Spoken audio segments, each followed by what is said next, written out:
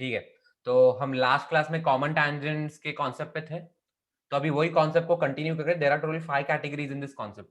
ठीक है, तो लास्ट क्लास में हमने जो सर्कल जो बिल्कुल भी इंटरैक्ट नहीं कर रहे वो डिस्कस किया था। उसके बाद we discuss circles touching externally. अभी will discuss intersecting circles. Intersecting circles, अभी जरा मुझे सोच के बताओ तुम लोग कि इंटरसेक्टिंग सर्कल्स का कंडीशन क्या होना चाहिए। मैं यहाँ पे सबसे पहले फिगर बना लेता हूँ कि लेट्स से ये एक फिगर है और उसके बाद लेट्स से यहाँ पे एक दूसरी फिगर है, and they both are intersecting. ठीक है, ये दो सर्कल जो है दे आर एक्चुअली इंटरसेक्टिंग। ठीक है, अच्छा अभी इसके सेंटर्स ले लेते हैं हम, इसके सेंटर्स मार्क मार्क कर लेते हैं। लेट्स से यहाँ पे ये सर्कल 1 का सेंटर है और यहाँ पे सर्कल 2 का सेंटर है। ठीक है, इन दो सेंटर्स को ज्वाइन करती हुई एक लाइन बना देते हैं। ठीक है, लेट्स से लाइन कुछ दिखने में ऐसी दिखेगी। ओके फाइन, ये अपनी लाइन है। ठीक है, अभी थोड़ा नामकरण कर लेते हैं। लेट्स से ये पॉइंट C1 है, इसका सेंटर C2 है। ठीक है, अभी सबसे पहले तो अगर दो सर्कल्स दो पॉइंट्स पे इंटरसेक्टिंग है तो उनकी कंडीशन क्या होनी चाहिए, तो उनकी कंडीशन देख लेते हैं। ये C1 C2 जो है, कैन आई से R1 plus R2, R1 plus R2 should be greater then C1 C2, या फिर सेंटर के बीच में डिस्टेंस अगर मैं स्मॉल डी बोल देता हूं, सो R1 plus R2 it must be greater then distance. ठीक है, R1 प्लस R2 जो है वो सेंटर के बीच के डिस्टेंस से बड़ा है। ऑल्सो ये जो R1 प्लस R2 है, इट इज एक्चुअली सबसे पहले तो ये नोट डाउन कर ले, उसके बाद और भी कंडीशन है। सबसे पहले ये नोट डाउन कर ले कि अगर रेडियस का एडिशन, अगर यहाँ पे हमें दिख रहा है कि रेडियस अगर मैं ऐड करूं तो एक का रेडियस दूसरा का रेडियस, अगर मैं रेडियस इसको ऐड करूं तो ऑब्वियसली वो डिस्टेंस से ज्यादा आएंगे। सो R1 plus R2 should be greater then D। ये ऑल्सो और एक कंडीशन है कि D जो है it should be greater then mod of R1 minus R2। ठीक है, तो अभी इस मॉड क्यों लगा है, बिकॉज मुझे बट डिस्टेंस से मतलब है, वो नेगेटिव हो जाए तो मुझे वो नेगेटिव साइन से मतलब नहीं, मुझे डिस्टेंस से मतलब है। तो ये कंडीशन है बेसिकली, जो डिस्टेंस है दोनों सेंटर्स के बीच में, that should be following in this range R1 plus R2 and R1 minus R2 का मॉड। अगर इसके बीच में सेंटर्स के बीच का डिस्टेंस लाई करता है तो बोल सकते हैं कि ये जो दो सर्कल्स है इंटरसेक्टिंग सर्कल्स है। इतना क्लियर है? हाँ। ठीक है, चलो। तो अगर इंटरसेक्टिंग सर्कल्स का कॉन्सेप्ट समझ में आ गया होगा तो अभी एक काम करते हैं, अभी कॉमन टैंजेंट्स बनाते हैं। विल में कॉमन टैंजेंट, तो उनका कॉमन टैंजेंट कैसा दिखेगा, दिखने में कुछ ऐसा दिखेगा, समवॉट लाइक दिस। सो ये एक हो गया, ठीक है। सो ये एक हो गया, अभी इसी का दूसरा कॉमन टैंजेंट बना देते। सो it will look somewhat like this.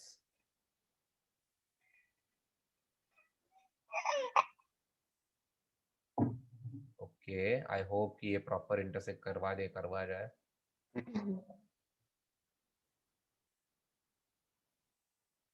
Almost ठीक है, चलो कोई बात नहीं, समझ जाओगे।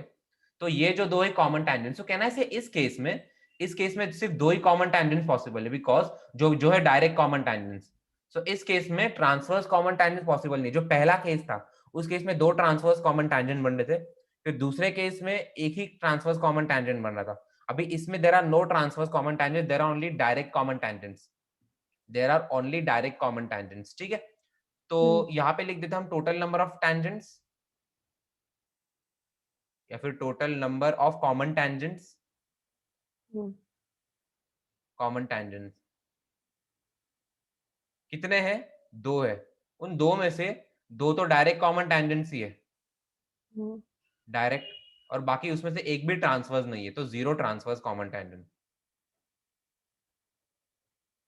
तो ये कॉन्सेप्ट क्लियर है? ऑल्सो मैं लेट से बोल देता हूँ कि ये पॉइंट ऑफ इंटरसेक्शन इनका पी डैश है। तो यहां से हमें फिर से इसकी पी डैश की प्रॉपर्टी पता है कि it intersects the segment C1 C2 externally in the ratio R1:R2। That's it. इतना क्लियर है?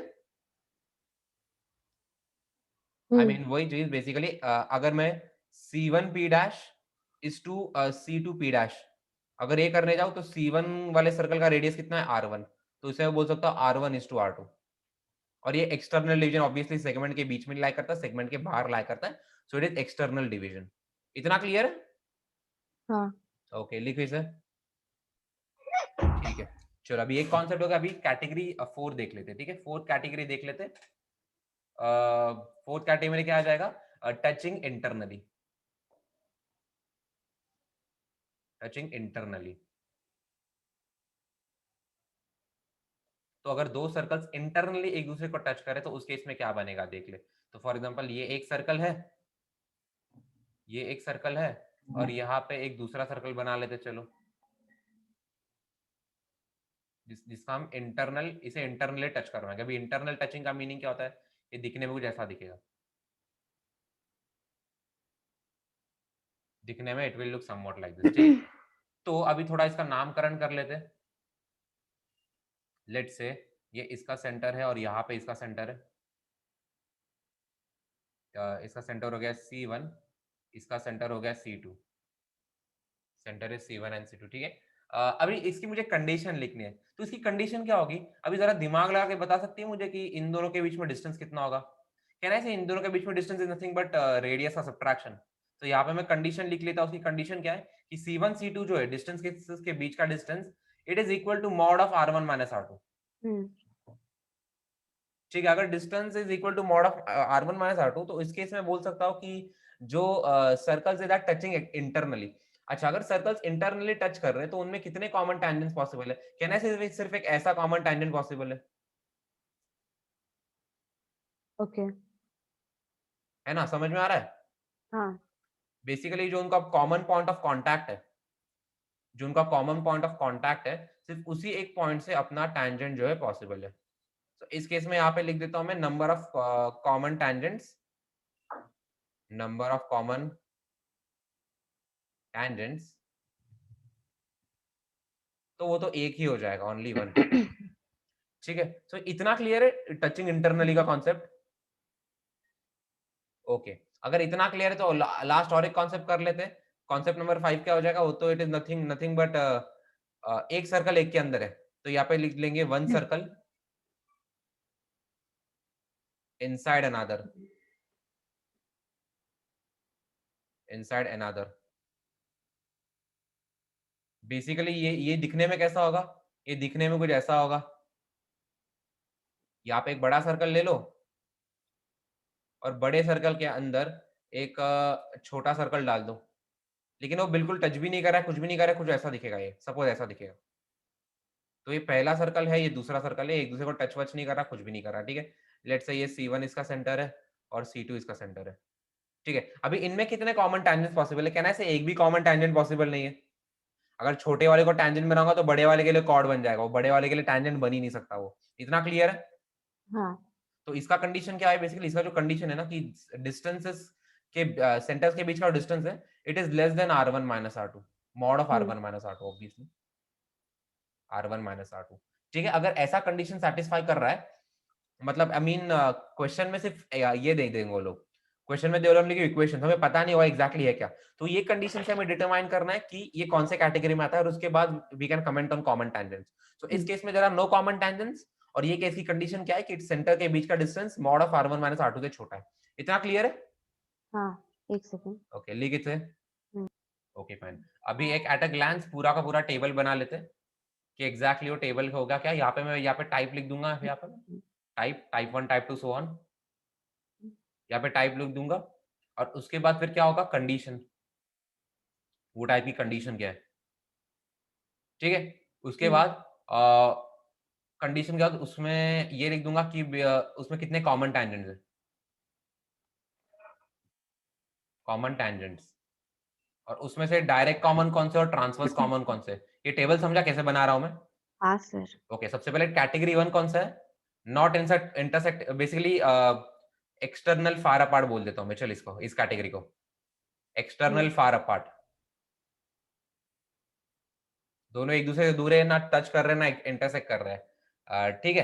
तो इनकी कंडीशन क्या है? C1 C2 जो है, C1 C2 जो है, it should be greater then R1 plus R2। अगर डिस्टेंस इसके, अगर सेंटर के बीच का डिस्टेंस दोनों रेडियस के एडिशन से ज्यादा है तो ये कैटेगरी आती है। इसमें टोटल कितने कॉमन टेंजेंट बनते हैं? 4। 4 में से 2 डायरेक्ट कॉमन टेंजेंट होते हैं और 2 ट्रांसवर्स कॉमन टेंजेंट होते हैं। इतना क्लियर है? उसके बाद सेकंड कैटेगरी कौन सी आती है? Touching externally. लिख देता हूं मैं टचिंग एक्सटर्नली। तो टचिंग एक्सटर्नली का कंडीशन क्या है कि सेंटर के बीच का डिस्टेंस जो है C1 C2 it is equal to R1 plus R2। अगर ये कंडीशन सेटिस्फाई हो तो उससे समझ में आता है कि चलो ये एक्सटर्नली टच करे। तो इसमें टोटल कितने कॉमन टैंजेंट बनते हैं? इसमें टोटल 3 कॉमन टैंजेंट बनते हैं, जिसमें से 2 डायरेक्ट कॉमन टैंजेंट होते हैं और एक ट्रांसवर्स कॉमन टैंजेंट होता है। इतना क्लियर है? हाँ। ओके, उसके बाद थर्ड कैटेगरी आती है अपनी इंटरसेक्टिंग। Intersecting circles. अभी इंटरसेक्टिंग सर्कल्स की कंडीशन क्या है कि जो डिस्टेंस है C1 C2 जो डिस्टेंस है C1 C2 जो डिस्टेंस है it is it is greater than mod of R1 minus R2 but it is less than R1 plus R2। Basically अगर डिस्टेंस इस रेंज में लाई करता है मतलब सर्कल इंटरसेक्टिंग है। इसमें टोटल कितने कॉमन टैंजेंट्स पॉसिबल है? इसमें सिर्फ 2 कॉमन टैंजेंट्स पॉसिबल है और दोनों के दोनों डायरेक्ट कॉमन टैंजेंट्स है और एक भी ट्रांसवर्स कॉमन टैंजेंट नहीं है इनमें। ठीक है, ओके फाइन। उसके बाद फोर्थ कैटेगरी आती है अपनी कि टचिंग इंटरनली। टचिंग इंटरनली, अभी इंटरनली टच हो रहा है इसका मीनिंग क्या है कि एक सर्कल के अंदर लेकिन वो इंटरनली टच कर रहे हैं एक दूसरे को। तो इसकी कंडीशन क्या है कि जो C1 C2 है दोनों सेंटर्स के बीच का डिस्टेंस है it is equal to mod of R1 minus R2।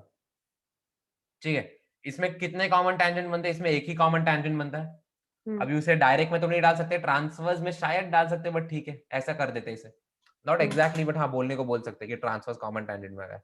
And finally we have एक के अंदर एक, तो यहाँ पे लिख देता हूं मैं one inside another, one inside another. ठीक है, इसका कंडीशन क्या है? जो सेंटर के बीच का डिस्टेंस है it is less than R1 minus R2, mod of R1 minus R2। ठीक है, इसमें कितने कॉमन टैंजेंट्स पॉसिबल है? 0, तो 0 0। तो ये टेबल क्लियर है एग्जैक्टली? हाँ। अगर दो सर्कल्स का इक्वेशन दे दूं और उनके बीच में कॉमन टैंजेंट हो तो इसका प्रॉपर एनालिसिस कर सकते हैं यूजिंग दिस। हाँ। ठीक है, लिख ले इसे अच्छे से टेबल को। हम्म। ठीक है फाइन। अभी ये क्वेश्चन देख लेते सबसे पहले। तो क्या क्वेश्चन है कि find the equation of circle passing through intersection of, एक सर्कल दिया है दूसरा सर्कल दिया है and passes through a point 1,2। ठीक है, तो सबसे पहले एक सिनेरियो देख लेते कि है क्या। तो point of intersection of these circle, तो सबसे पहले सर्कल बना लेते कि लेट्स से ये एक सर्कल है और उसके बाद लेट्स से एक दूसरा सर्कल बना लेते, किसी दूसरे कलर से बना देता so that it's will be easy. ठीक है, तो एक ऐसे सर्कल की इक्वेशन लिखनी है जो इनके पॉइंट ऑफ इंटरसेक्शन से पास होता है। तो बेसिकली ये एक पॉइंट से पास होता है, ये एक पॉइंट से पास होता है और ये एक पॉइंट से पास होता है। ठीक है, तो सर्कल दिखने में कुछ ऐसा रहेगा, somewhat like this, not exactly ऐसे, मैं तो बस एक विजुअलाइजेशन के लिए बता रहा हूं। ठीक है, दिखने में सर्कल कुछ ऐसा रहेगा। ऑल्सो ये जो सर्कल है ये एक स्पेशल पॉइंट से पास होता है। लेट्स से ये पॉइंट यहाँ पे लाई करता है 1,2, ये जो सर्कल है 1,2 पे लाई करता है। ठीक है, तो हमें इस सर्कल की इक्वेशन लिखनी है। लेट्स से ये वाला जो सर्कल है इसे मैं S1 इक्वल टू 0 बोल रहा हूं और ये वाला जो सर्कल है इसे मैं S2 इक्वल टू 0 बोल रहा हूं। ठीक है, अच्छा, तो हमें फैमिली ऑफ सर्कल्स के कॉन्सेप्ट से एक कॉन्सेप्ट पता है कि a circle passing through the point of intersection of two circles can be represented by this equation S1 plus lambda S2 equal to 0। S1 plus lambda S2 equal to 0।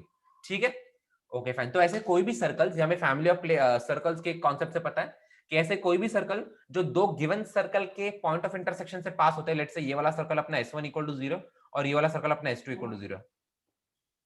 ठीक है, तो ये जो सर्कल है जो इनके पॉइंट ऑफ इंटरसेक्शन से pass होता है इसे हम लिख सकते हैं S1 plus lambda S2 equal to 0। ठीक है, अच्छा, इसमें से बड़ा छोटा कुछ भी हो सकता है, मैंने वो देखा नहीं, मैंने बस कॉन्सेप्ट के लिए लिख दिया ये चीज। Okay fine. तो इस सर्कल के लैम्डा के टर्म्स में इक्वेशन क्या आ जाएगी? इस सर्कल के लैम्डा, अच्छा, ये कॉन्सेप्ट अप्लाई करने के पहले एक चीज माइंड में रखना है कि एक्स स्क्वायर और वाई स्क्वायर का कोएफिशिएंट 1 है दोनों केसेस में। अगर ऐसा नहीं है तो क्वेश्चन गलत हो जाएगा, आंसर गलत हो जाएगा। ठीक है, तो ये चीज लिख देता हूं मैं सबसे पहले। तो S1 plus lambda S2 equal to 0, तो उससे क्या हो जाएगा? S1 तो अपना ये है x square plus y square plus 2x plus 3y minus 7 plus lambda times S2 करना है। तो ये सारी इक्वेशन को मुझे लैम्डा से मल्टीप्लाई करना है।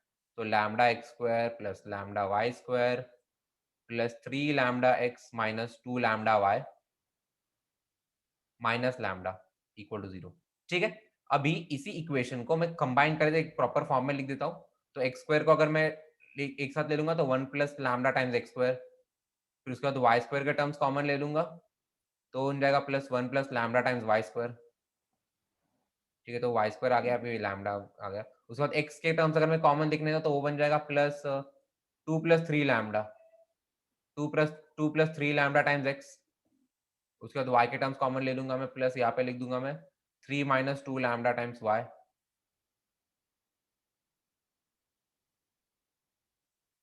ओके, ये वाई के टर्म्स कॉमन लिया। अभी कांस्टेंट टर्म्स देखा जाए तो इट इज -7 + लैम्डा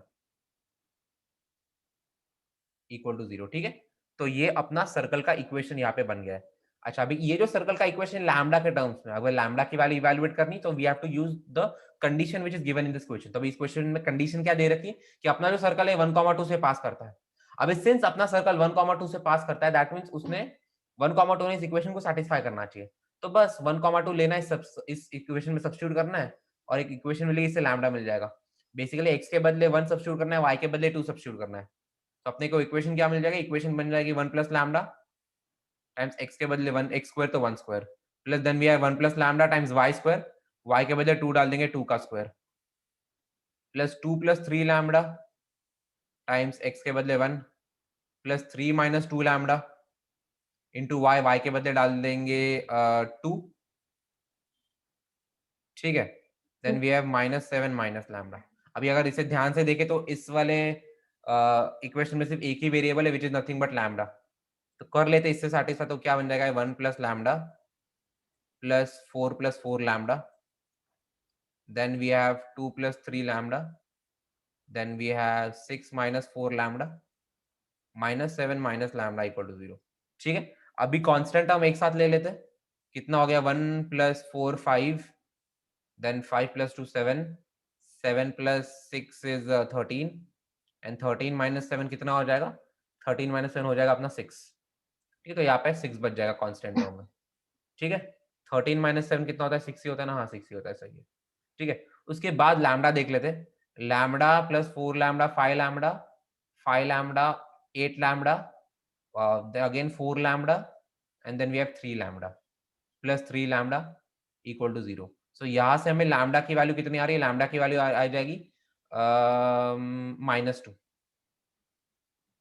लैम्डा की वैल्यू माइनस, बस कुछ करना कुछ नहीं है, लैम्डा की वैल्यू -2 इस वाले इक्वेशन में डाल दो और जो इक्वेशन आ जाएगी वो अपना आंसर है। इतना क्लियर है? हाँ। ठीक है, तो अगला क्वेश्चन देख लेते हैं कि two circles of radius 5 units touches at 1, 2। ठीक है, if the equation of a common tangent is this and one of the circle is this, find the equation of other circle. ठीक है, तो सबसे पहले थोड़ा फिगर बना लेते हैं, फिगर बना के थोड़ी सी एनालिसिस करेंगे और उसके बाद देखेंगे इस क्वेश्चन को सॉल्व कैसे करना है। सबसे पहले तो मैं एक सर्कल बना लूंगा, इस सर्कल का रेडियस 5 यूनिट्स है। ठीक है, ऑब्वियसली तो अगर वो टच कर रहे हैं और दोनों सर्कल्स का रेडियस सेम है, दैट मींस ये एक्सटर्नली टच कर रहे हैं। बिकॉज दो सर्कल्स अगर इंटरनली टच करके उनका रेडियस सेम है, फिर तो वो सेम ही सर्कल बन जाएंगे।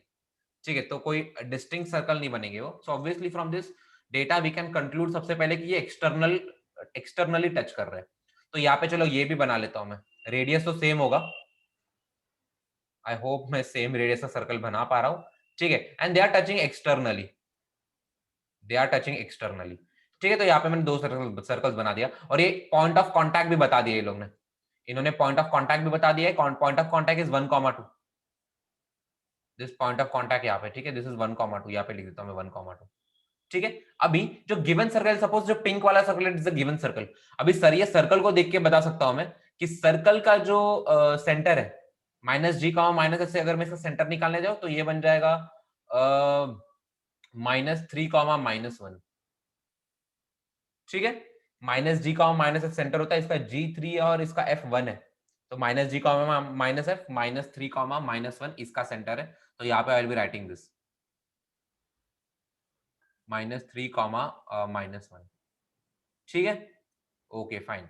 और ये इसका दूसरा सर्कल है, तो लेट्स से कि ये यहाँ पे आ रहा है, इसका सेंटर, उसका सेंटर हमें पता नहीं, इसे मैं क्या बोलता हूँ, इसे मैं p, q बोल देता हूँ। अभी कहना है ये तो बिना टैंजेंट के कंडीशन से ही आ जाएगा आंसर, बिना टैंजेंट के कंडीशन से आंसर ला सकते, बट फिर भी टैंजेंट का कंडीशन देख लेते कि common tangent is 4x + 3y = 10।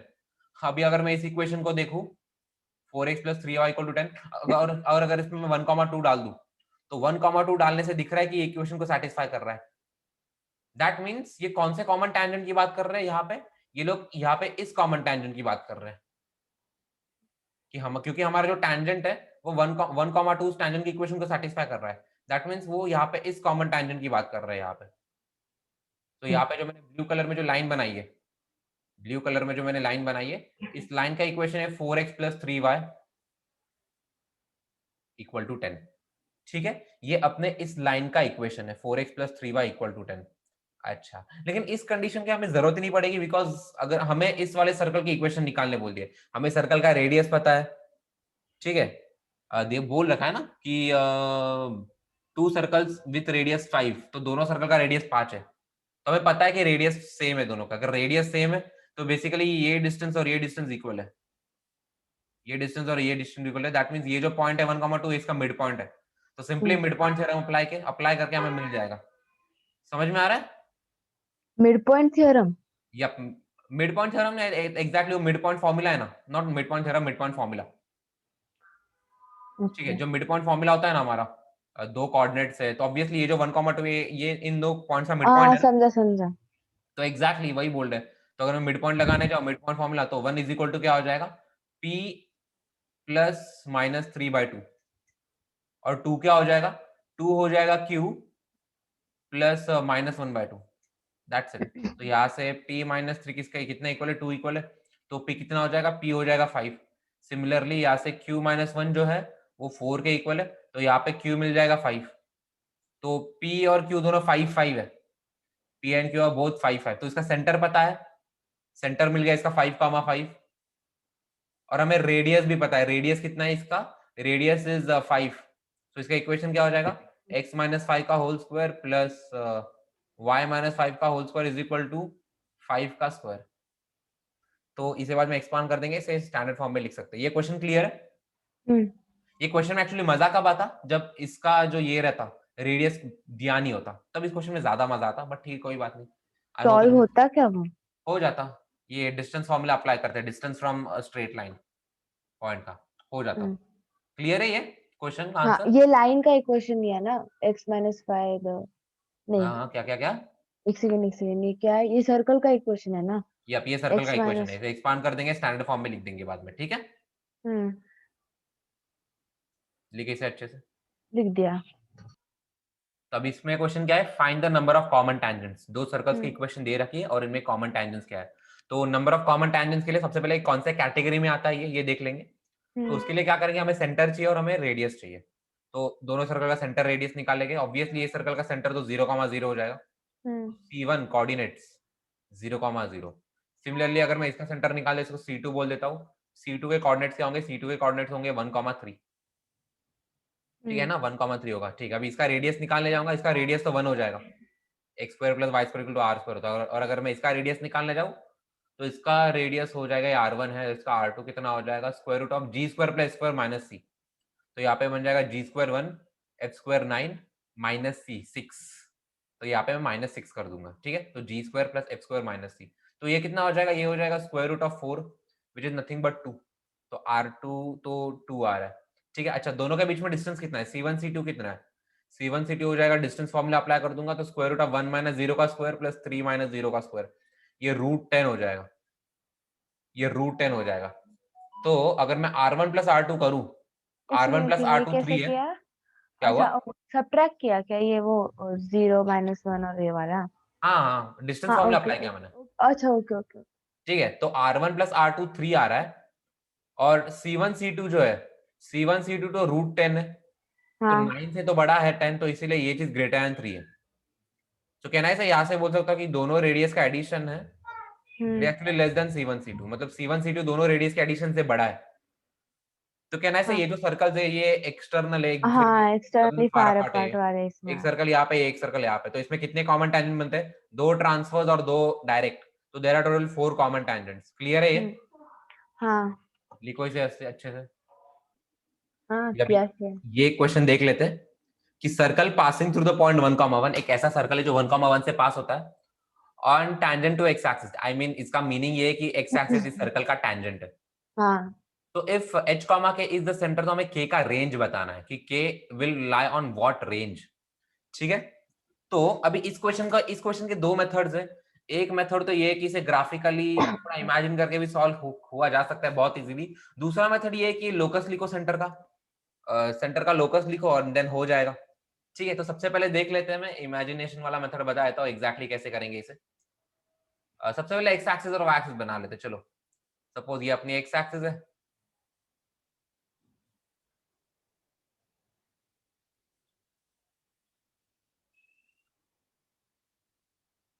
ये अपनी एक्स एक्सिस है और यहाँ पे वाई एक्स और ये वाई एक्सिस है, शायद चल रहा है और ये अपना एक्स एक्सिस है। सो एक्स एक्सिस और वाई एक्सिस बना लेंगे हम लोग। लेट्स से ये एक्स और ये बन गया अपना वाई। ठीक है, अच्छा ये जो पॉइंट है 1,1 पॉइंट यहाँ पे सपोज यहाँ पे लाई कर रहा है 1,1 1,1। अच्छा, तो सर्कल बेसिकली अभी बस इमेजिन करो इसे कि सर्कल कैसे कैसे बन सकते हैं। सो एक सर्कल तो ऐसे बन सकता है, एक सर्कल ऐसे बन सकता है बेसिकली, जो 1,1 से पास हो रहा है और इसका टेंजेंट है। ठीक है, फिर एक सर्कल ऐसे बन सकता है। एक काम करता हूँ मैं इन सर्कल्स का थिकनेस कम कर देता हूँ सो दैट इमेजिनिंग में इशू नहीं होगा। ठीक है, एक सर्कल ऐसे बन सकता है, बेसिकली 1,1 से पास हो रहा है और इससे जा रहा है। फिर एक सर्कल ऐसे बन सकता है, आई मीन कितना भी बड़ा बन सकता है ना, 1,1 से पास करना है और इसका एक्स एक्सिस के लिए टैंजेंट होगा एंड सो ऑन। ठीक है, तो ऐसे हम कैसे भी सर्कल बन सकते हैं। तो अभी ये सर्कल के जो सेंटर है वो एच कॉमा के हैं, अभी देखेंगे। तो ऐसा कौन सा सर्कल होगा, जिसका वाई कोऑर्डिनेट सबसे कम होगा। तो कहना है से ये सर्कल दिखने में कुछ ऐसा दिखेगा।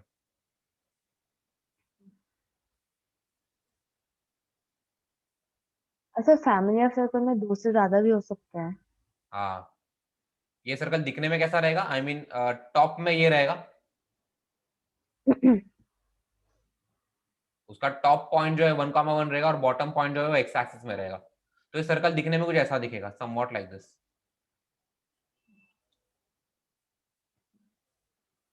ये कहने से अपना सर्कल दिखने में कुछ ऐसा रहेगा, मतलब समझ लो ये जो टॉप पॉइंट है वो 1,1 से पास हो रहा है और जो बॉटम पॉइंट है वहां पे एक्स एक्सिस जो टैंजेंट है।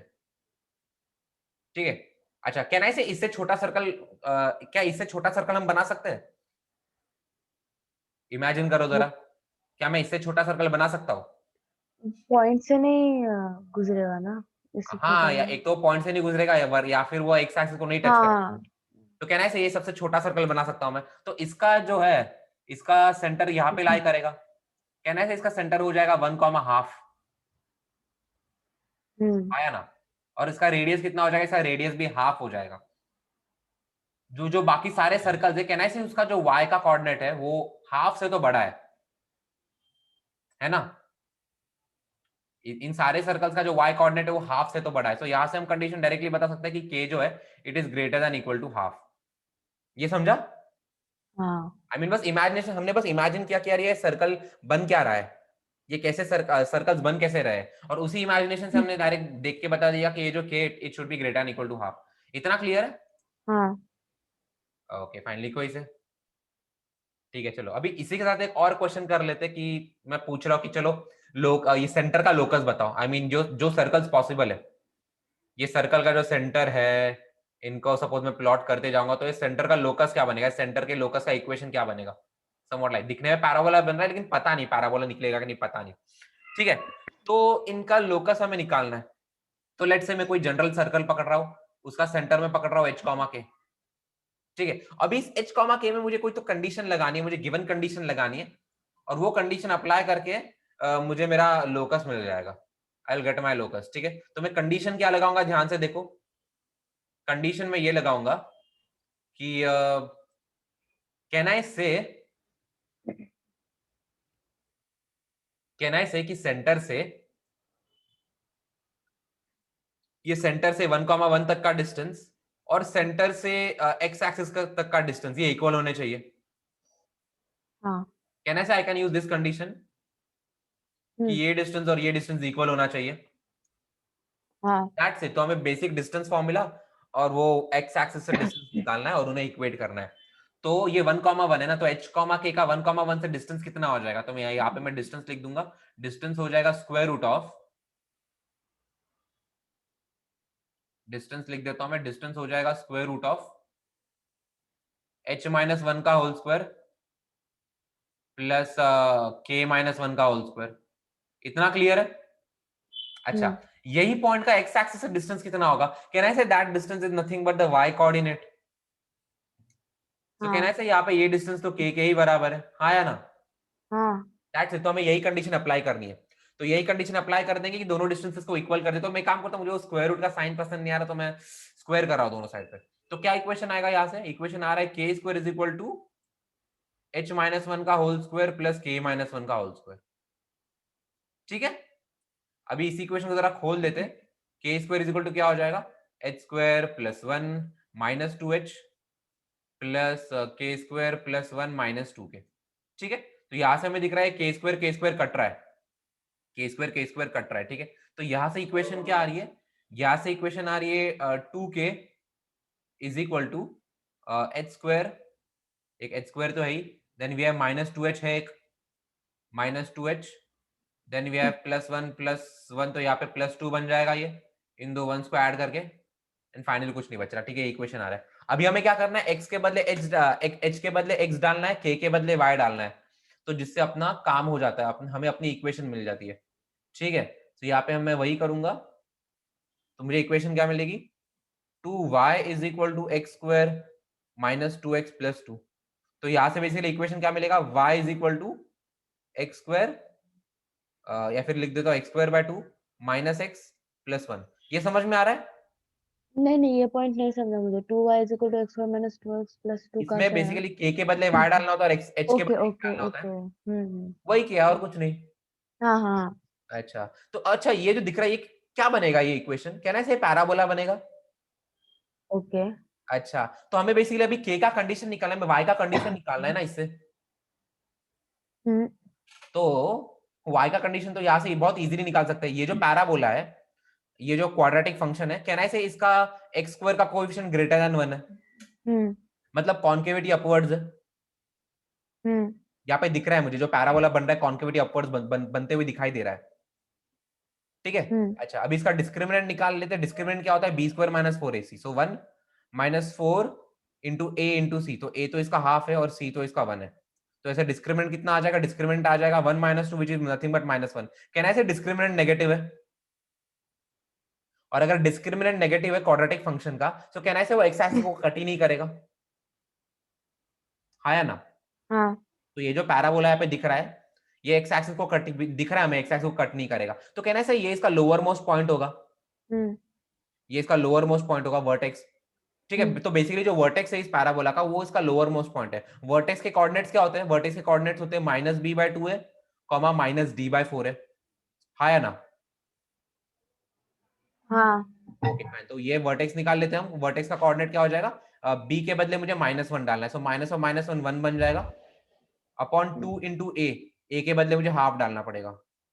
ठीक है, comma minus D, D is -1 तो माइनस डी 1 बन जाएगा, 1 कॉमा 4 इंटू ए, तो 4 इंटू ए, तो यहाँ पे ए तो 1/2 है। तो बेसिकली वर्टेक्स के कोऑर्डिनेट्स क्या आ रहे हैं? वर्टेक्स के कोऑर्डिनेट्स आ रहे हैं 1/1 विद नथिंग बट 1,1/2। तो बेसिकली वर्टेक्स अपना आ रहा है 1,2। कहना है ये तो अपना लोअर मोस्ट पॉइंट है, तो इसका जो y कोऑर्डिनेट होगा इससे कम जा नहीं सकता अपना फंक्शन। इतना क्लियर है? हम्म तो बेसिकली यहां से ही पता चल रहा है कि जो k है, क्योंकि अपना जो ये जो सेंटर है, centre is nothing but h comma k ना, हम्म और ये लोअर मोस्ट पॉइंट है। यहां से बता सकता हूँ कि k जो it is greater and equal to half. ये समझ में आ रहा है? हम्म अभी ये जो मैंने सॉल्व किया, ये प्योरली अल्जेब्रिकली सॉल्व किया मैंने। जो इसके पहले जो सॉल्यूशन बताया था वो एकदम प्योर ज्योमेट्रिक सॉल्यूशन था, इमेज देखा, इमेजिन कर दिया, आंसर लिख दिया। बट अगर किसी को इसका अल्जेब्रिक प्रूफ चाहिए होगा काइंड ऑफ, तो ये इसका अल्जेब्रिक प्रूफ है। समझा ये अच्छे से? हाँ। लिख ले इसे। हम्म ठीक है, अभी अगला कॉन्सेप्ट देख लेते हैं कि angle of intersection of two circles. अभी दो सर्कल किस एंगल में इंटरसेक्ट करता है, ये क्वेश्चन अगर पूछे तो सबसे पहले तो समझ लेंगे इस कॉन्सेप्ट का मीनिंग एग्जैक्टली है क्या, कि एंगल ऑफ इंटरसेक्शन होता क्या है, और उसके बाद इसके फॉर्मूले डिराइव करेंगे। ठीक है, तो सबसे पहले तो ऑब्वियसली हमें दो इंटरसेक्टिंग सर्कल्स बनाने पड़ेंगे। तो यहाँ पे I will B constructing to circles. तो सपोज ये येलो कलर वाला एक सर्कल है, थोड़ा बड़ा बना लेता हूँ बिकॉज बाद में वी नीड फिगर। ठीक है, ये एक सर्कल है, और देन यहाँ पे अपना दूसरा सर्कल है, ठीक है, ये दूसरा सर्कल है and both are actually intersecting. अब ये किस एंगल में एक दूसरे को इंटरसेक्ट कर रहे हैं वो देखते हैं। अभी उसका मीनिंग क्या होता है एंगल ऑफ इंटरसेक्शन का? बेसिकली जो कॉमन पॉइंट होता है, कॉमन पॉइंट पे टैंजेंट बना दो दोनों सर्कल के लिए, ठीक है। तो यहाँ पे I will be making tangents,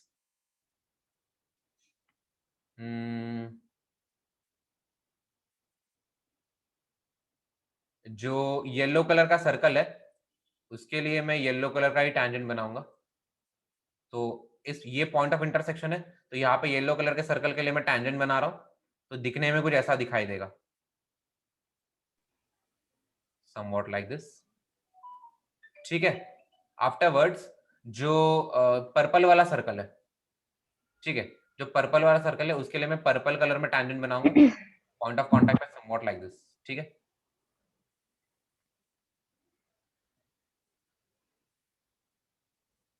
okay fine, I hope इतना क्लियर है, हाँ आई होप इतना क्लियर है। सो बेसिकली ये कॉन्सेप्ट बोलता क्या है? ये कॉन्सेप्ट ये बोलता है कि जब भी दो सर्कल्स इंटरसेक्ट करते हैं तो उनका जो एंगल ऑफ इंटरसेक्शन होता है वो कैसे डिटरमाइन करते हैं? सिंपल है, जो पॉइंट ऑफ कांटेक्ट है वो पॉइंट ऑफ कांटेक्ट पे टैंजेंट बना दो दोनों सर्कल्स के लिए, ठीक है। उस पॉइंट ऑफ कांटेक्ट पे टैंजेंट्स बना दो दोनों सर्कल के लिए, और वो सर्कल का वो टैंजेंट्स के बीच का एंगल कितना है वो हो जाता है अपना एंगल ऑफ इंटरसेक्शन। तो ये कॉन्सेप्ट सबसे पहले तो क्लियर है, तो मुझे ये बताओ, तो ये कॉन्सेप्ट लिख दो सबसे पहले तो, ठीक है। तो अगर कॉन्सेप्ट क्लियर है कि angle of intersection of two circles होता क्या है, बेसिकली कॉमन पॉइंट पे या फिर इंटरसेक्टिंग पॉइंट पे कोई एक इंटरसेक्टिंग पॉइंट पकड़ो, उस पे टैंजेंट्स बना दो और वो टैंजेंट्स के बीच का एंगल निकाल लो, तो जो एंगल है वो अपना एंगल ऑफ इंटरसेक्शन होता है, सही है। अभी विल बी ट्राइंग, मैं तुम्हें एक इनसाइट दे दूंगा कि इसका फॉर्मूला क्या होता है। सबसे पहले लेट्स से ये वाला जो सर्कल है, ये वाले सर्कल की equation is given by S1 equal to 0, ठीक है। ये वाला जो अपना सर्कल है इसकी equation is given by S1 equal to 0, और जो दूसरा वाला सर्कल है इसकी equation is given by S2 equal to 0, ठीक है। तो S1 इक्वल टू 0 और S2 इक्वल टू 0, तो इसे मैं लिखूंगा कैसे अच्छे से? बेसिकली S1 इक्वल टू 0 का मीनिंग क्या है? S1 इक्वल टू 0 का मीनिंग है कि S1 is equal to x square plus y square plus 2gx1, या फिर 2g1x plus 2f1y plus c1 equal to 0, ये 1 1 सारे सब्सक्रिप्ट में है, ठीक है। ओके और दूसरे सर्कल की इक्वेशन क्या है? S2 इक्वल टू 0, और S2 क्या है? S2 is nothing but x square plus y square plus 2g2x plus 2g2x plus 2f2y plus c2 equal to 0, ठीक है।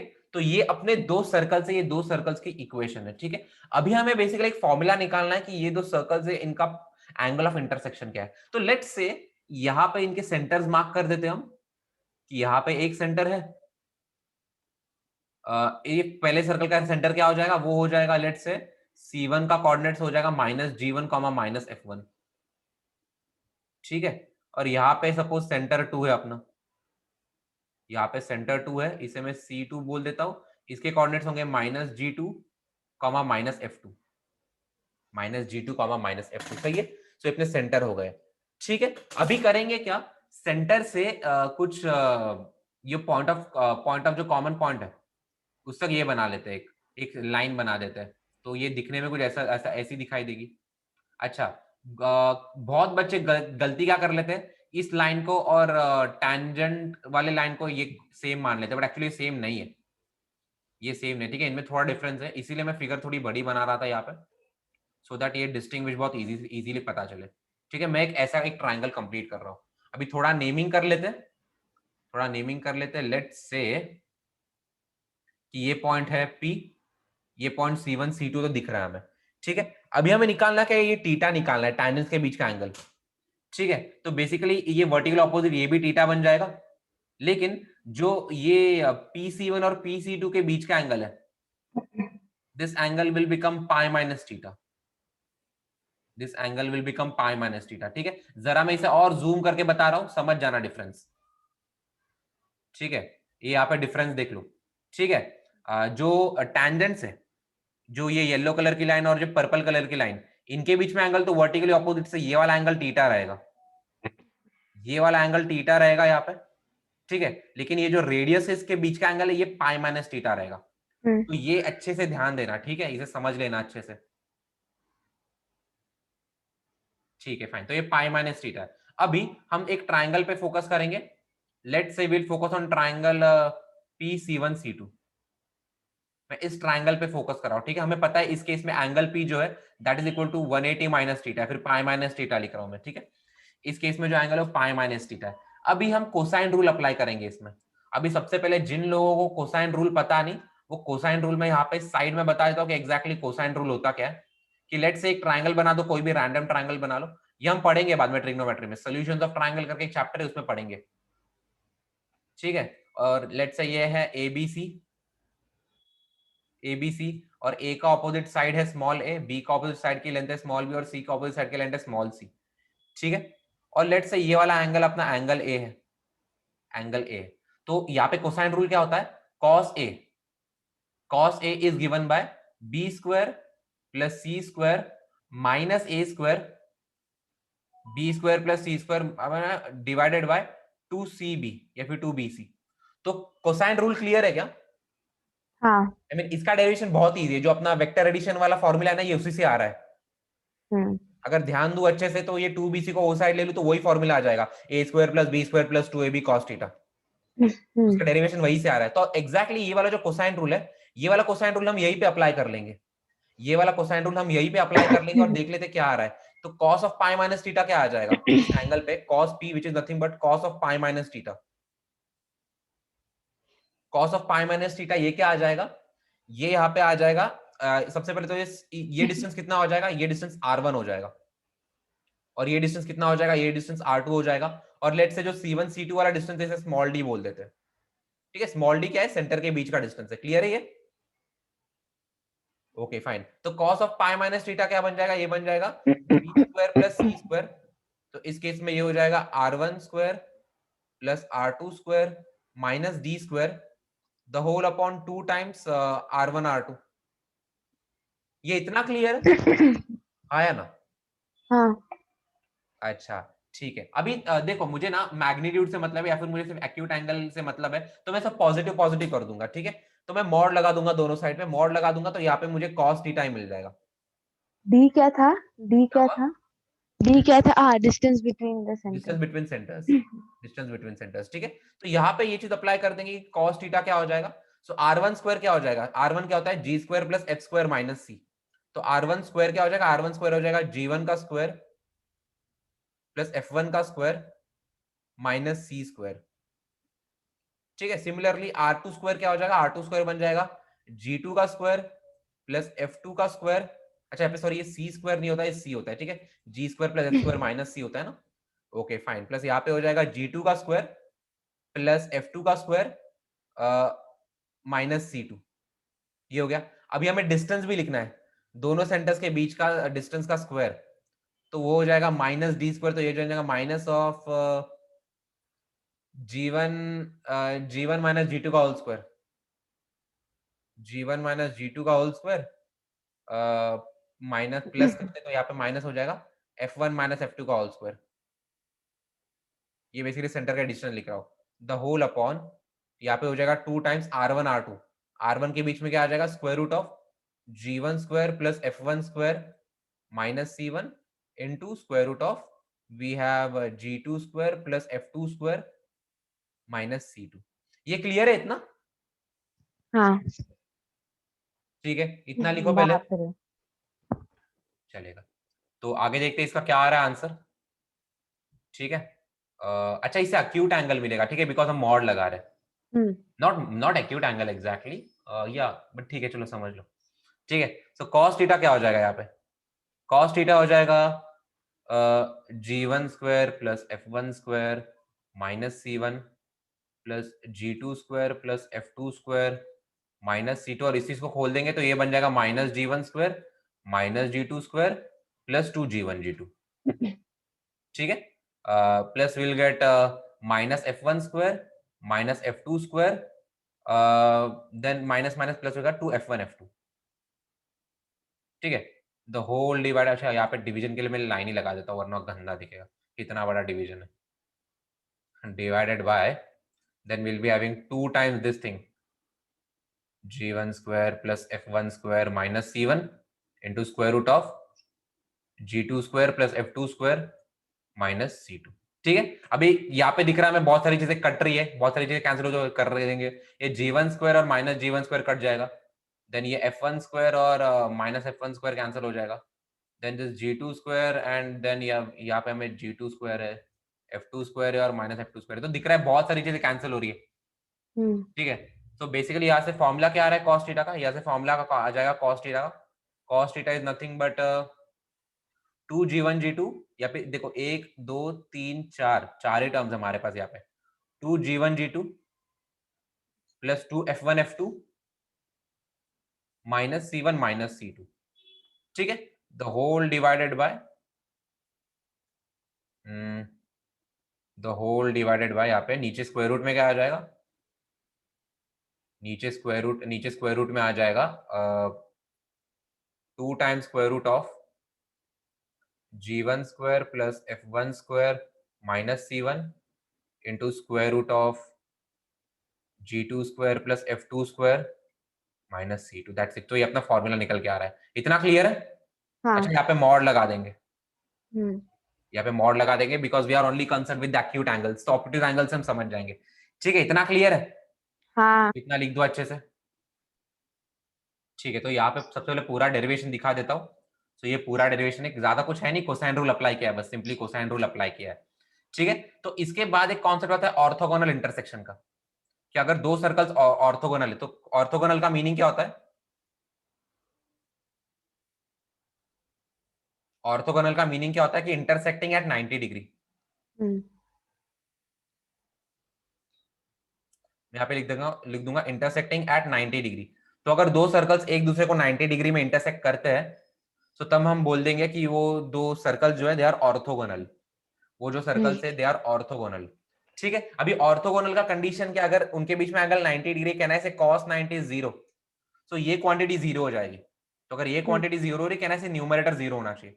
तो ऑर्थोगोनल होने का कंडीशन यही है कि अगर दो सर्कल्स ऑर्थोगोनल तो उसमें बोल सकते हैं 2 times g1 g2 plus 2 times f1 f2 minus c1 minus c2, ये जीरो होना चाहिए। ये समझ में आ रहा है? तो बेसिकली किसी ने कंडीशन पूछा कि what is the condition of circle being orthogonal, orthogonal का मीनिंग कि वो दोनों सर्कल्स एक दूसरे को 90 डिग्री में इंटरसेक्ट कर रहे हैं, तो ये उसका कंडीशन है। अच्छा, सबसे पहले दोनों इक्वेशन में कोएफिशिएंट ऑफ x स्क्वायर और कोएफिशिएंट ऑफ y स्क्वायर को 1 बना दो, and after that apply this condition कि 2 times g1 g2 plus 2 times f1 f2 minus c1 minus c2, ये जीरो के बराबर है। इतना क्लियर है? हाँ। लिख दो इसे। लिख दिया। ओके फाइन, चलो अभी नए कॉन्सेप्ट से स्टार्ट करते हैं। कॉन्सेप्ट का नाम है radical axis. Hmm radical axis basically radical axis और रेडिकल सेंटर, अब ये एग्जैक्टली है क्या, इसके प्रॉपर्टीज क्या, ये सारी चीजें इसमें कवर करेंगे। सबसे पहले तो उसका मीनिंग समझ लो कि रेडिकल एक्सिस का मीनिंग क्या होता है। Suppose we have two circles, let's say यहाँ पे एक सर्कल है S1 इक्वल टू 0 और दूसरा सर्कल है S2 इक्वल टू 0। ठीक है, दूसरा सर्कल है S2 equal to somewhat like this. अच्छा, ये जो रेडिकल एक्सिस का कॉन्सेप्ट है it is applicable for all ना, आई मीन जो तुम्हारे इंटरसेक्टिंग हो गए, टचिंग हो गए, ठीक है, बट फॉर नाउ मैं यहाँ पे इसे फारा पड़ बना रहा हूँ एस्थेटिक्स रीजन के लिए। ठीक है, ओके फाइन। अब मैं तुमसे ये क्वेश्चन, चलो थोड़ा नामकरण कर देते हैं कि ये वाला जो सर्कल है इसकी equation is given by S1 equal to 0 और ये वाला जो सर्कल है इसकी equation is given as S2 equal to 0। ठीक है, S1 equal to 0 and S2 equal to 0। ठीक है, अभी अगर मैं तुमसे क्वेश्चन पूछूं कि मुझे ऐसे पॉइंट्स का लोकस बताओ, मुझे ऐसे पॉइंट्स का लोकस बताओ जिससे क्या होगा बेसिकली कि उन पॉइंट्स से अगर मैं इन पे टैंजेंट सेगमेंट्स बनाऊं तो वो इक्वल लेंथ में होने चाहिए। मतलब सपोज यहाँ पे एक पॉइंट है h कॉमा के, यहाँ पे एक पॉइंट है h कॉमा के। ठीक है, अभी h कॉमा के से मैं क्या कर रहा हूं, दोनों सर्कल्स पे टैंजेंट बना रहा हूं। तो लेट्स से h कॉमा पे के पे I will be making tangents. So यहाँ पे मैंने एक टैंजेंट सेगमेंट बना दिया और यहाँ पे मैंने एक टैंजेंट सेगमेंट बना दिया। ठीक है, इस वाले सर्कल को सिमिलरली मैं दूसरे सर्कल को भी टैंजेंट सेगमेंट्स बनाऊंगा, इसे थोड़ा अलग कलर से बना लेता हूं कि यहां से मैंने इसको एक टैंजेंट सेगमेंट बना दिया और यहां से मैंने इसको एक टैंजेंट सेगमेंट बना दिया। ठीक है, तो अभी मैंने लोकस का कंडीशन क्या बना रखा है कि ऑब्वियसली ये और ये तो इक्वल होता ही है, but we want this and this also equal, मतलब ये चारों लेंथ एक दूसरे के इक्वल है। हम्म तो बेसिकली मीनिंग क्या कि टैंजेंट सेगमेंट्स का दोनों सर्कल के लिए लेंथ इक्वल है, दोनों सर्कल से, मतलब उस पॉइंट से इस वाले सर्कल को टैंजेंट सेगमेंट बना रहा हूं और उस सर्कल से इस वाले सेगमेंट सर्कल को टैंजेंट सेगमेंट बना रहा हूं, और वो उनके टैंजेंट सेगमेंट्स की लेंथ इक्वल है। तो ऐसे पॉइंट्स का हमें लोकस निकालना है, हमें ऐसे पॉइंट का लोकस निकालना है। तो मैं बोल दूंगा let that point be h comma k, ठीक है। अच्छा, और ये सर्कल का इक्वेशन है s1 इक्वल टू 0, ये सर्कल का इक्वेशन है s2 equal to 0। s1 equal to 0 का मीनिंग क्या है? x स्क्वायर प्लस y स्क्वायर plus 2g1x plus 2f1y plus c1 equal to 0, and similarly for s2। इतना क्लियर है? Okay fine. अभी सबसे पहले तो मुझे ये बताओ कि लेंथ ऑफ टैंजेंट सेगमेंट का फॉर्मूला क्या होता है for an external point? Can I say it is root of s1? आया ना? हाँ रूट ऑफ s1। अच्छा, यहाँ पे ना थोड़ा सा मिस्टेक क्या हो जाती है, बच्चे गलती कर देते हैं कि हम लोग पॉइंट x1 y1 अज्यूम कर लेते हैं ना। तो बेसिकली ये पॉइंट इस इक्वेशन में डालना है, तो वो पावर ऑफ अ पॉइंट होता है, ठीक है। सिमिलरली ये पॉइंट इस इक्वेशन में डाल दूंगा, तो मैं इसे बेसिकली इनके पावर ऑफ पॉइंट्स है, length of tangent segment from external point का फॉर्मूला अप्लाई कर दूंगा मैं, और उससे बेसिकली सारे टैंजेंट सेगमेंट्स की लेंथ इक्वल कर दूंगा। तो h कॉमा के मुझे इसकी इक्वेशन में डालना है और उसका स्क्वायर रूट लेना है, और h कॉमा के मुझे इसकी इक्वेशन में डालना है और मुझे उसका स्क्वायर रूट लेना है, ठीक है। तो इसकी इक्वेशन एक्चुअली है क्या? इसकी इक्वेशन है x square plus y square plus 2g1x plus 2f1y plus c1 equal to 0, और इसकी इक्वेशन क्या है? X square plus y square plus 2g2x plus 2f2y plus c2 equal to 0। सही है? Hmm okay fine. अब ये root of s1 क्या होता है? जो एक्सटर्नल पॉइंट होता है उस इक्वेशन में डाल दो और उसका स्क्वायर रूट ले लो। तो मुझे एनीवेज वो दोनों रूट्स को इक्वली करना है, तो मैं स्क्वायर रूट हटा दूंगा। तो ये h कॉमा के मैं इसमें डाल दूंगा, तो क्या बन जाएगा? ये h square plus k square plus 2g1h plus 2f1y plus c1 equal to 0, sorry equal to 0 को नहीं कर रहे हैं, इक्वल टू h कॉमा के इसमें डाल दूंगा, तो क्या बन जाएगा? ये h square plus k square plus 2g2h plus 2f2y sorry k plus c2 equal to 0 नहीं करना है, ठीक है, चलेगा। अभी यहां से क्या क्या समझ में आ रहा है हमें? यहां से देखो, ये h स्क्वायर और h स्क्वायर कैंसिल हो रहा है, ये k स्क्वायर और k स्क्वायर कैंसिल हो रहा है, ठीक है। तो इनको अगर मैं अच्छे से लिखूं तो क्या इक्वेशन बनेगी? 2 times g1 minus g2 into h plus 2 times f1 minus f2 into y into k, ठीक है, plus c1 minus c2 is equal to 0। हमें इससे ये इक्वेशन मिल जाएगी, ठीक है। अच्छा, अगर इस इक्वेशन को ध्यान से देखो तो this equation is nothing but s1 minus s2 equal to 0। Basically दोनों सर्कल के इक्वेशंस को सब्ट्रैक्ट कर दो। कैसे सब्ट्रैक्ट करना है? सबसे पहले दोनों के कोएफिशिएंट ऑफ x स्क्वायर और कोएफिशिएंट ऑफ y स्क्वायर को 1 बना दो, और उसके बाद दोनों सर्कल के इक्वेशन को सब्ट्रैक्ट कर दो। अगर मैं दोनों सर्कल की इक्वेशन को सब्ट्रैक्ट करूंगा तो मुझे किसकी इक्वेशन मिलेगी? मुझे रेडिकल एक्सिस की इक्वेशन मिलेगी। इतना क्लियर है? हाँ अच्छा, देख के पता चल रहा है ये जो इक्वेशन है ये सिंगल डिग्री इक्वेशन है। सिंगल डिग्री इक्वेशन, इसका मीनिंग क्या है कि ये स्ट्रेट लाइन की इक्वेशन है। तो रेडिकल एक्सिस जो होता है वो एक स्ट्रेट लाइन होता है, so it will look somewhat like this, hmm जो दो सर्कल्स के बीच में पास हो रहा है। इतना क्लियर है? हाँ तो बेसिकली ये रेडिकल एक्सिस का कॉन्सेप्ट है। रेडिकल एक्सिस का डेफिनेशन क्या है? The locus of all points जहां से दोनों सर्कल्स पे टैंजेंट सेगमेंट्स की लेंथ इक्वल है। रेडिकल एक्सिस का फॉर्मूला क्या है? दोनों सर्कल्स के एक्स स्क्वायर और वाई स्क्वायर कोएफिशिएंट को 1 बना दो, उसके बाद दोनों को सब्ट्रैक्ट कर दो, तो s1 minus s2 equal to 0। इससे हमें रेडिकल एक्सिस का फॉर्मूला मिलता है, इससे रेडिकल एक्सिस की इक्वेशन मिलती है। इतना क्लियर है? हाँ लिखो इसे इतना सबसे पहले तो। हम्म ओके फाइन। अभी दो तीन चीजें जान लो रेडिकल एक्सिस के बारे में। सबसे पहला तो ये बोलो कि रेडिकल एक्सिस की इक्वेशन कैसे लिखनी है, कि सबसे पहले एक्स स्क्वायर और वाई स्क्वायर को कोएफिशिएंट को 1 1 बना दो, उसके बाद इक्वेशंस को सब्ट्रैक्ट करना है। इक्वेशन को सब्ट्रैक्ट कर दिया तो s1 माइनस s2 करके हमें रेडिकल एक्सिस का इक्वेशन मिल जाएगा। दूसरा पॉइंट क्या है कि रेडिकल एक्सिस अगर एग्जिस्ट करता है दो सर्कल के बीच में, तो बेसिकली वो कॉमन टैंजेंट्स को बाइसेक्ट करता है। आई मीन ये कॉमन टैंजेंट, ये कॉमन टैंजेंट हमें यहाँ पे दिख रहा है कि ये बाइसेक्ट हो रहा है। सिमिलरली ये वाला एंगल और ये वाला एंगल ये इक्वल है, ठीक है। सो कॉमन टैंजेंट्स को बाइसेक्ट करता है अपना रेडिकल एक्सिस, ठीक है। तीसरा पॉइंट क्या है कि अगर सर्कल्स इंटरसेक्टिंग है, मतलब यहाँ पे अगर मैं बता रहा हूं कि अगर सर्कल्स इंटरसेक्टिंग है, इसकी सपोज ये एक सर्कल है, ये हम्म एक सर्कल है और ये दूसरा सर्कल है, ठीक है। तो इनके बीच का जो कॉमन कॉर्ड है अभी इनका बीच का कॉमन कॉर्ड क्या होगा, इनके बीच का कॉमन कॉर्ड कुछ ऐसा होगा। तो इनके बीच का जो कॉमन कॉर्ड है, ये कॉमन कॉर्ड रेडिकल एक्सिस बन जाता है। तो अगर कॉमन कॉर्ड का इक्वेशन निकालना है, simply that's the radical axis, और उसमें वो कैसे निकालेंगे, उसमें हम ये कर देंगे, सबट्रैक्ट कर देंगे इक्वेशन। इतना क्लियर है? Okay fine. फिर और एक प्रॉपर्टी क्या है रेडिकल एक्सिस का, तो चलो लिख लेते प्रॉपर्टी, लिख लेते प्रॉपर्टी। सबसे पहले प्रॉपर्टी क्या लिख देंगे, यहाँ पे लिख दो प्रॉपर्टीज ऑफ रेडिकल एक्सिस। ठीक है, यहीं पे लिख देते प्रॉपर्टीज ऑफ रेडिकल एक्सिस। कौन सी प्रॉपर्टी बोली मैंने सबसे पहले, तो प्रॉपर्टीज। सबसे पहले प्रॉपर्टी क्या है कि it's the angle bisector of tangent segments, acts as angle bisector to tangent segments.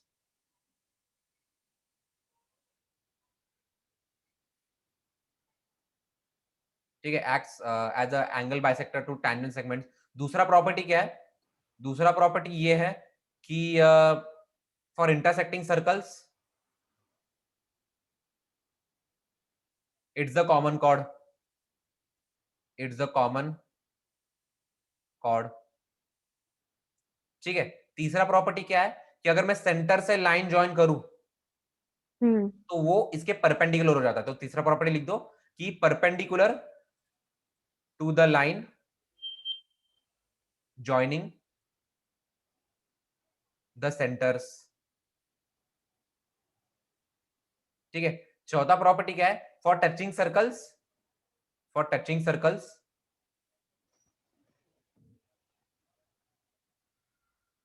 It's the common chord, sorry it's the common tangent, it's the common tangent. इतना क्लियर है एकदम अच्छे से? हाँ। ठीक है, तो ये प्रॉपर्टी अच्छे से लिख ले, फिर उसके बाद रेडिकल सेंटर डिस्कस कर लेंगे। ठीक है, चलो अभी डिस्कस कर लेते हैं radical centre. Radical axis discuss कर लिया, उसकी प्रॉपर्टीज भी डिस्कस कर ली। अभी डिस्कस कर लेते हैं रेडिकल सेंटर। तो यहाँ पे कॉन्सेप्ट लिख दो radical centre.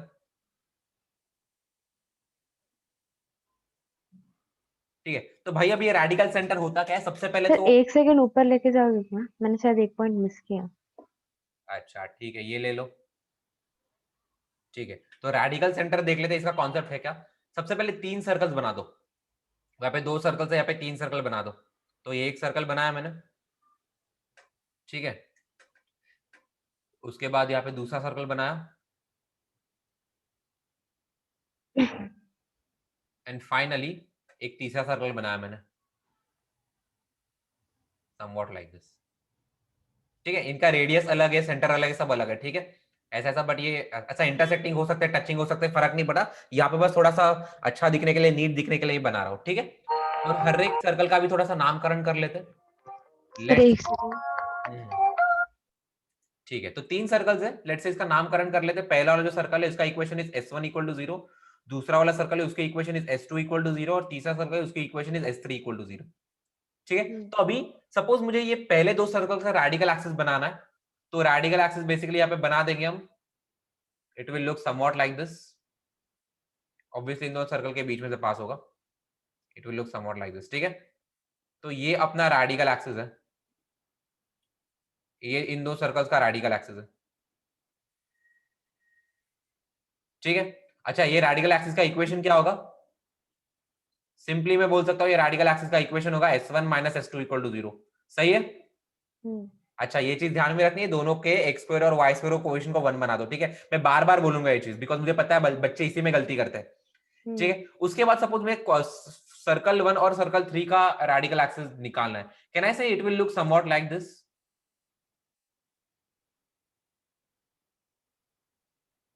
It will look somewhat like this. ठीक है, लेट्स से, और इसकी इक्वेशन क्या होगी, इसकी इक्वेशन हो जाएगी s1 minus s3 equal to 0, s1 minus s3 equal to 0। ठीक है, फाइनली मैं क्या बनाऊंगा, मैं सेकंड सर्कल और फर्स्ट थर्ड सर्कल के बीच का रेडिकल एक्सिस बनाऊंगा। तो it will look somewhat like this. अच्छा, तो एक रेडिकल एक्सिस थ्योरम है, तो रेडिकल एक्सिस थ्योरम क्या बोलता है कि जो रेडिकल एक्सिस होता है ना तीनों सर्कल्स का, वो एक पॉइंट पे मीट करता है, वो एक ही पॉइंट पे मीट करता है, और उस वाले पॉइंट को हम बोल देंगे रेडिकल सेंटर। तो ये जो पॉइंट है, इस पॉइंट को हम बोल देंगे रेडिकल सेंटर। तो सपोज मैं इस पॉइंट को पी से रिप्रेजेंट कर रहा हूं, तो पी क्या बन जाएगा अपना, पी बन जाएगा रेडिकल सेंटर। पी बन जाएगा रेडिकल सेंटर। तो रेडिकल सेंटर की खास बात क्या है कि अगर ये वाले रेडिकल एक्सिस में अगर मैं सारे पॉइंट देखूं, तो अगर मैं इस पे टेंजेंट सेगमेंट बनाऊं और अगर मैं इस पे टेंजेंट सेगमेंट बनाऊं, उनकी लेंथ इक्वल होगी। सिमिलरली ये वाला एक्सिस देखूं तो इस पे लेंथ इक्वल होगी। फाइनली ये वाला एक्सिस देखूं तो ये सर्कल और ये सर्कल टेंजेंट सेगमेंट इक्वल होगा। तो ये एक ऐसा स्पेशल पॉइंट है रेडिकल सेंटर, जिससे मैं इन तीनों पे अगर मैं टेंजेंट सेगमेंट्स बनाऊं, अगर मैं इन तीनों पे टेंजेंट सेगमेंट्स बनाऊं तो ये लेंथ इक्वल होंगी। आई मीन यहाँ पे जो ये जो येलो वाले सेगमेंट्स बना रहा हूं मैं, ये सारों की लेंथ इक्वल है, ये सारे टेंजेंट सेगमेंट्स है, ये सबकी लेंथ इक्वल है। इतना क्लियर है? हाँ। ये लेंथ हो गया, उसके बाद ये लेंथ हो गया, ठीक है, फाइनली ये लेंथ हो गया, एंड देन उसके बाद ये लेंथ हो गया। ऐसा मस्त स्पाइडरमैन दिख रहा है ना? ठीक है, चलो। सो यहाँ पे देख लेंगे एग्जैक्टली ये है क्या। ठीक है, ये लेंथ की बात कर रहा हूं मैं, ये टेंजेंट सेगमेंट हो गया, ये टेंजेंट सेगमेंट हो गया, ये टेंजेंट सेगमेंट हो गया, ठीक है। तो ये सबकी लेंथ इक्वल है। तो रेडिकल सेंटर की एक खास बात है, रेडिकल सेंटर की खास बात क्या है कि वहां से अगर मैं तीनों सेगमेंट्स को टेंजेंट सेगमेंट बनाऊं तो उनकी लेंथ इक्वल होती है। इतना क्लियर है एकदम अच्छे से? हाँ। अच्छा, रेडिकल सेंटर का निकालना कैसा है?